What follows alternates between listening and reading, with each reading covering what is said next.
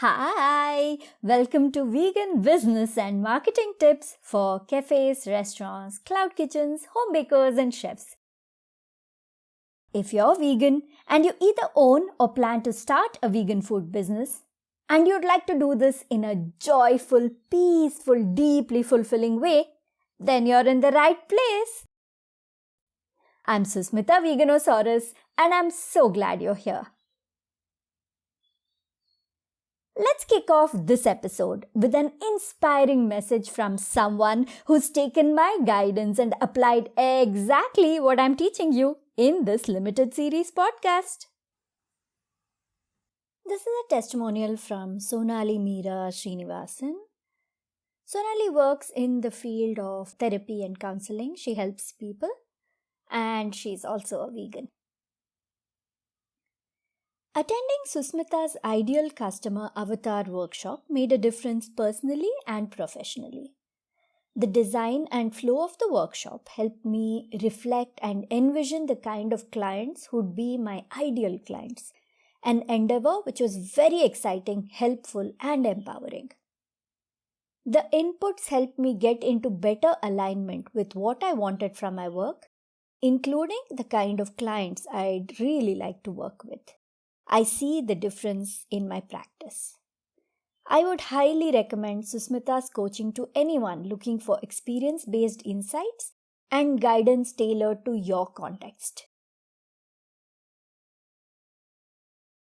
It's super important to create a profile for your ideal customer as early on as possible in your business.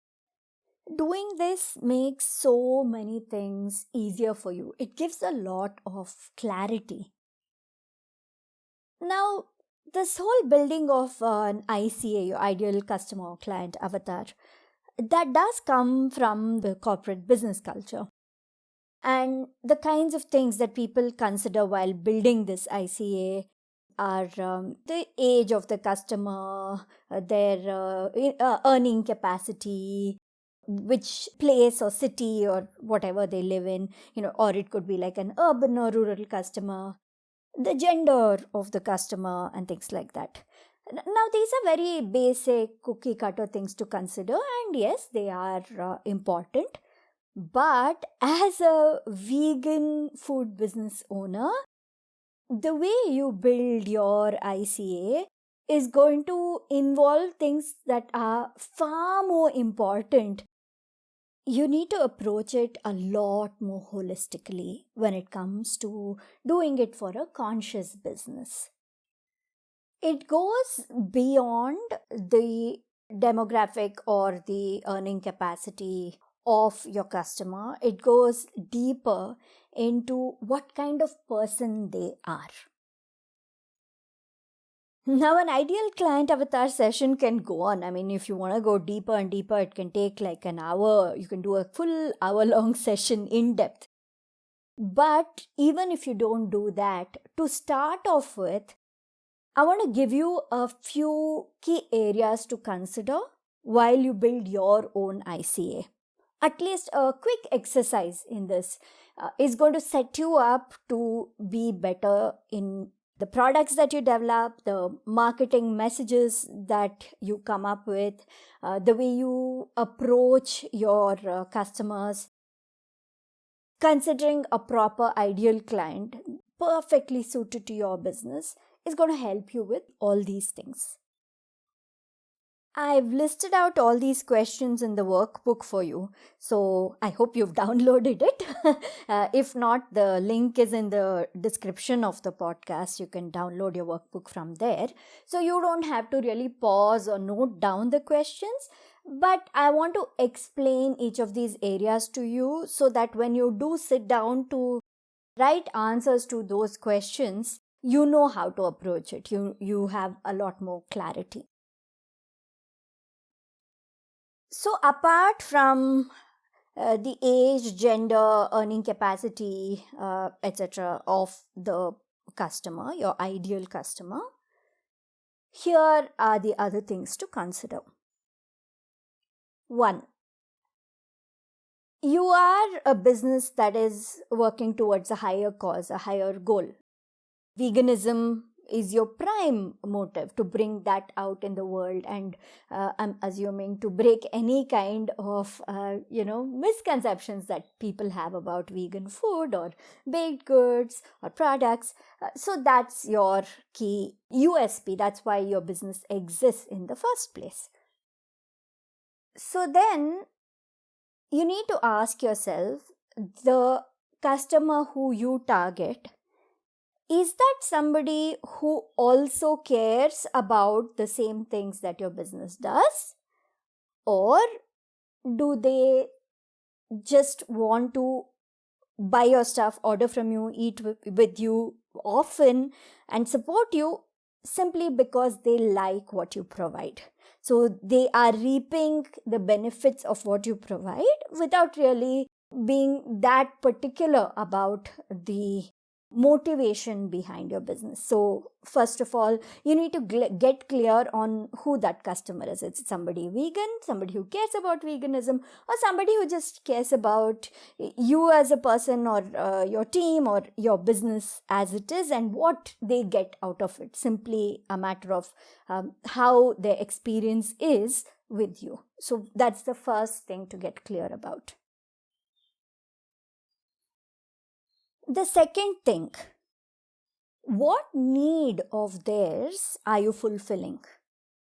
They must have discovered you for a reason. Maybe they were looking for something. Or even if you were recommended to them by somebody else, there must have been a reason they were moved to start ordering from you or visiting your place if it's a brick and mortar cafe or restaurant. So what particular need of theirs are you fulfilling? It could be something as simple as the food that you provide and you're filling that need, but it could also be the experience that you give them. When they have what you have to offer, what is the experience they're getting? Or maybe you're making them feel very welcome, a sense of belonging. Maybe you're open to customization for their specific needs. So there is some need there that you're fulfilling. So figure out what it is. Figure out what need of your ideal customer are you fulfilling. And now I want to make this clear. This person does not exist yet as a part of your business. You're figuring things out. Okay, so whatever you define your ICA to be, that is their definition. So it's totally up to you to figure this out. Of course, if you are already running your business, if you've been doing it for a bit, I'm sure you can think of some people who have come to your mind, your best customers, people you've served a lot and who seem to support you, and somehow it's a good fit. If you think of somebody like this, it's okay. You can use them as a template to construct your ideal client avatar around. But my point is, even if you don't have any customers right now, you can still build your ICA. And in fact, you'll be building the rest of your business around your ICA. The third question to ask yourself is, what are the other things that your ideal customer cares about? Keeping aside if they're vegan or not, or whether they care about veganism or not. What are the additional things that they care about? Are they looking for allergy-friendly food? Do they care about organic? Are they eco-friendly? Think of all the overlapping movements, other good things which run parallel to veganism, not necessarily fully vegan, but in the Venn diagram there's a lot of cross connection there, right? There's a lot of overlap there. So think of those kinds of areas, and or it could be something not related to being conscious at all, but it could be that your ICA cares about really well presented gourmet food, or they care about affordability. It could be any of these things, and not all of it. You can't have both. Of course, you can't have gourmet and affordable. That doesn't work. As long as you're being realistic, then you can figure out what one or two other things that your ICA is passionate about. So that also is an important thing to keep in mind. The fourth question is more related to you. How does it make you feel to work with or to serve your ideal customer? I mean, of course, it needs to be all good things, right? You need to feel all good things. Appreciated, valued, understood, supported. These are the kinds of things, right? So, how exactly does your ideal customer make you feel? Whenever they walk into your restaurant, does your face light up with a smile, like a genuine joyfulness, like, hey, so good to see you again? Or if it's somebody who's ordering from you online, do you feel very comfortable? Like, that you're going to make the stuff, you're going to send it across, this person is going to appreciate it, is going to speak about it to the world. It's going to be an easy, simple delivery, somebody easy to work with, somebody easy to reach, who doesn't create trouble for you. Now, the reason we're considering how the ICA makes us feel is because we need people like this. We need our customers to be like this. And the more you build this, particularly this question, if you take a little extra time delving into this, and the more details you put in there in terms of the feelings and the energy exchange between you and your ideal customer, then you end up attracting more of these kind of people into your life. Yes, in terms of, manifestation, energy and all that, absolutely, but also very practically. Because how you defined your ICA is going to influence your business decisions, your marketing decisions and all that, like I was telling you earlier. So then, very practically, your messaging is going to attract the right kind of person. And this is the reason it's so important to figure out how your ideal customer makes you feel. The happier we are working with someone, serving someone, the more free and in flow we feel while interacting with them, the better it is for our overall energy.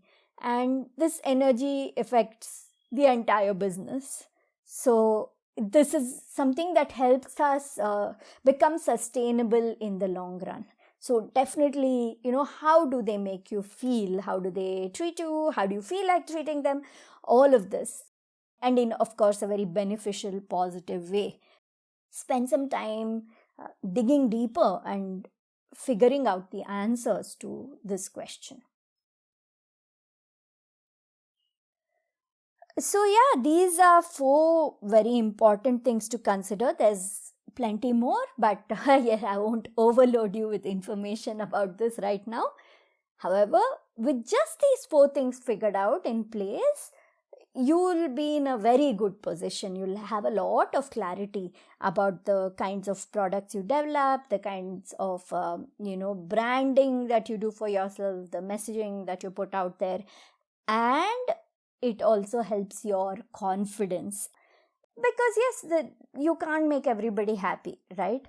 But as long as you are getting more people who are your ideal clients and they are happy, then your work is done. Alright, that's it for this episode. Once again, I hope you have downloaded your workbook. Open it out, dive deep into your ICA, spend some time creating an avatar. And if you do, write to me. My email is there on the workbook. Just write to me and let me know what you have built for your ICA. I would love to hear more about that. Alright, talk to you in the next episode.